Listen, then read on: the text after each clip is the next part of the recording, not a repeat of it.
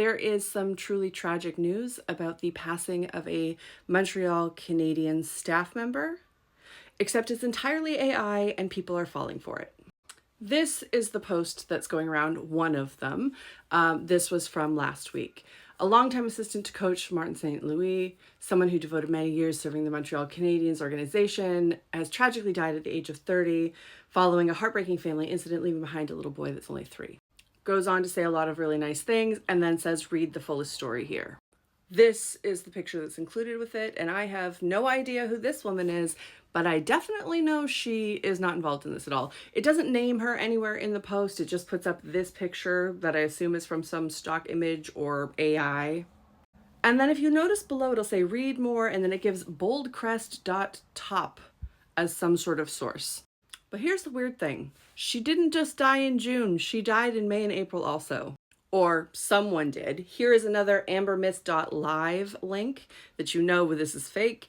A longtime assistant to head coach, blah, blah, blah, 30, leaving behind a 30-year-old. That was in April. Except in April, she was a blonde and also a totally different woman. And in May, she was 27, a third woman entirely, and still using a different link, another one of these spam links, again saying a longtime assistant to Martin St. Louis. This is a scam. This is a scam that is going around trying to get people to click on these links, to give away more of their information, to interact with these stories. It is also very clearly something that is perpetuating the ideas in Project 2025. This young woman who decided to have a career, who leaves behind a small child, tragically died. This is putting fear into women in the workplace, is what it's attempting to do, but also trying to gain a lot of sympathy from people who are not recognizing that this is a scam.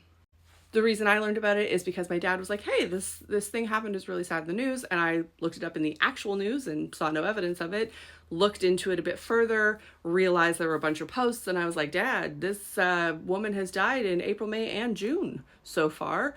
3 times, totally different women. So I'm really sure that the Montreal Canadiens are not having that much bad luck.